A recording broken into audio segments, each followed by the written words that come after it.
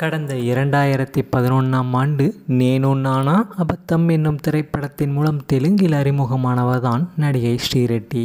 இப்படத்தை தொடர்ந்து அரவிந்த் 2 மற்றும் ஜிந்தகி உள்ளிட்ட படங்களில் நடித்துள்ளார். சினிமா மூலம் பிரபலமானதை விட சர்ச்சைகள் மூலமாக தான் இவர் பிரபலமானார்.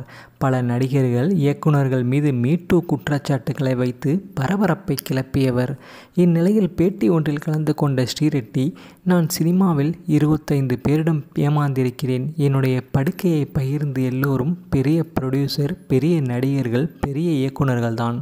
பொதுவாக தென்னிந்திய நடிகைகளை தயாரிப்பாளர்களும் இயக்குநர்களும் ஏற்றுக்கொள்வதில்லை. இப்பொழுது தமிழ் சினிமாவில் அப்படி இல்லை. படத்திற்கு தேவைப்பட்டால் நம் உடலை வெளிக்காட்டலாம். ஆனால் அதையெல்லாம் விட்டுவிட்டு ஆடியோ லான்ச்சுக்கு உடல் தெரிகிற மாதிரி ஆடை அணிவது தவறுதான். இப்படி உடை அணிந்தால் தான் பட வாய்ப்பு கிடைக்குமா? அப்போது திறமைக்கு மதிப்பு இல்லையா?